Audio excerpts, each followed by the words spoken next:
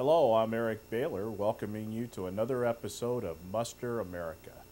This week, our host John Blanchard is actually working out in the field himself, so I'm in his place.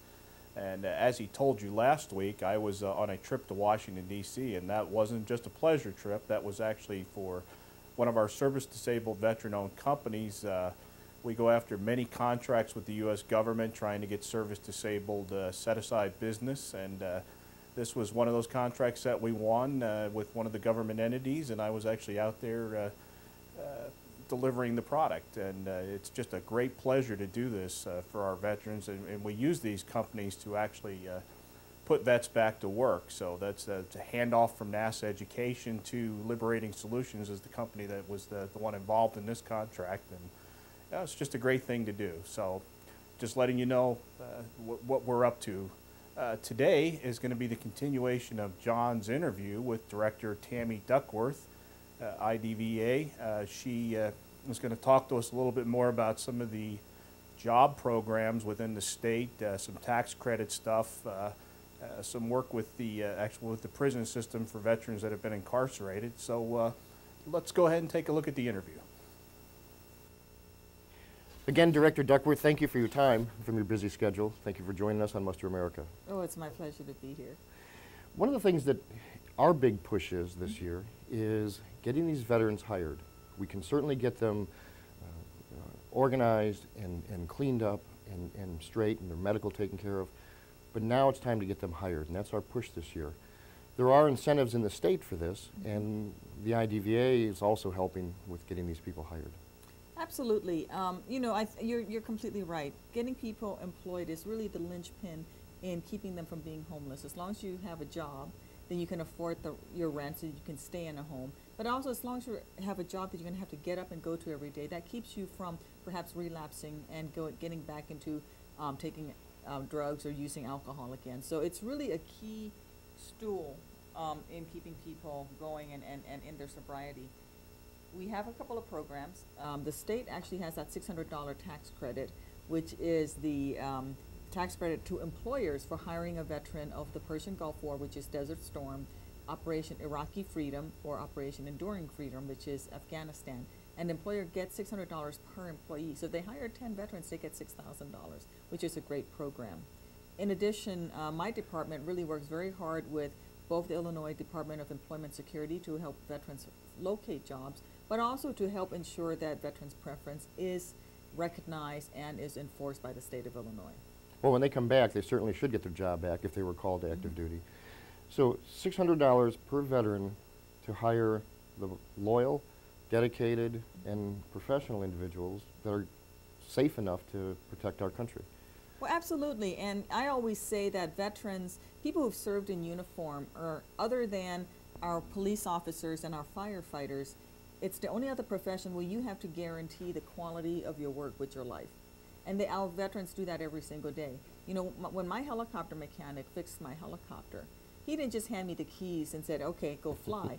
He guaranteed the quality of his work as a mechanic by climbing into that helicopter and going with me. So he every day guaranteed that, yes, he checked every oil level, he checked every safety wire, he checked every fluid by saying, okay, now here's how much I stand behind the quality of my work. I'm going to climb into the back where I don't have access to the controls, and I'm going to go with you. And this happens in every job in the military, just like it does with firefighters and police officers. And I don't know anybody else who does that. I don't know many employers who would actually put on their classifieds, you know, must be willing to guarantee quality of work with life.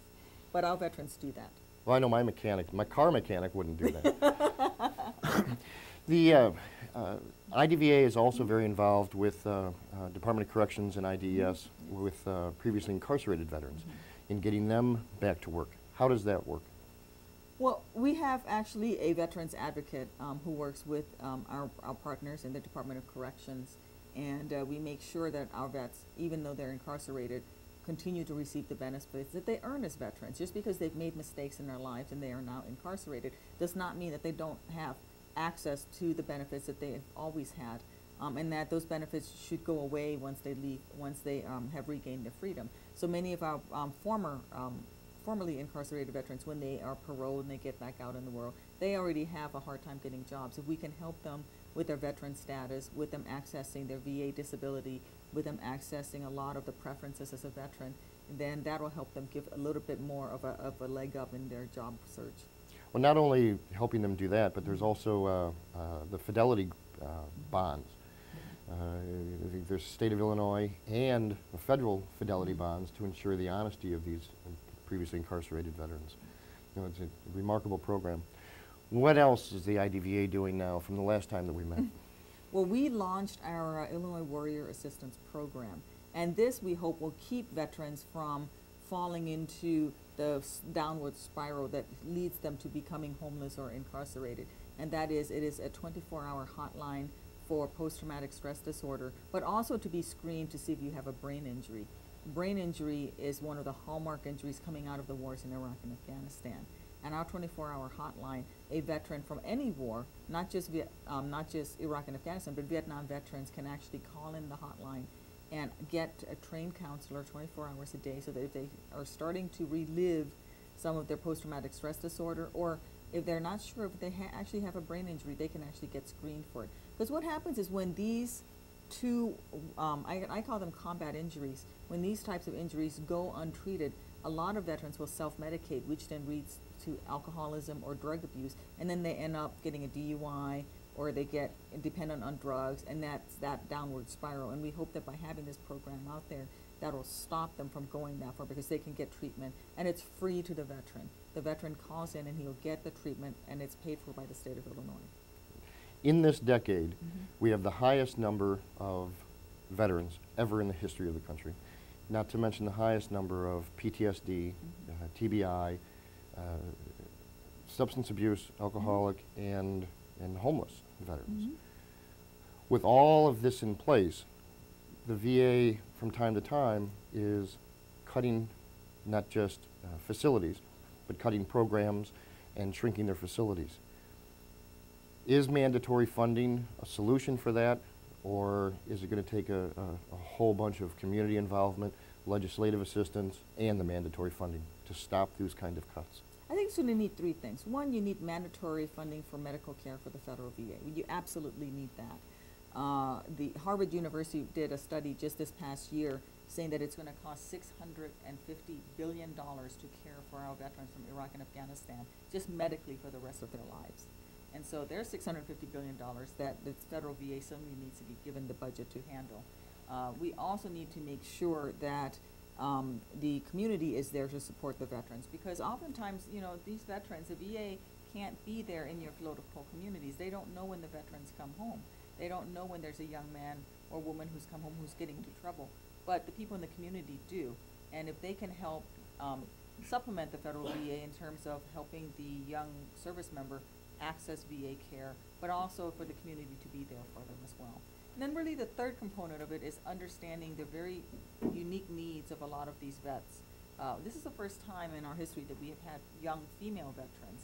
And a lot of these female veterans are ending up homeless, but they're heads of their single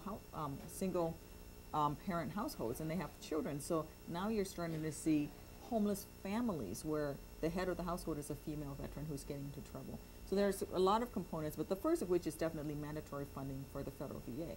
But then there also needs to be more money made available to community groups who can identify what their people in their community needs. Sometimes in communities in downtown Chicago, Illinois, what the veterans needs may be very different than what someone needs who lives out in the suburbs or who lives out in a more rural county. And that's where the community comes in, because they know better what works well in their communities. And they need to get assistance with funding for that as well. Well, certainly from the help of the IDVA and yourself, it makes it a lot easier being an Illinois veteran. I know that from my experience. The Illinois Department of Veterans Affairs and yourself particularly certainly make it attractive for Illinois veterans to be able to stand up and be proud to be an Illinois veteran.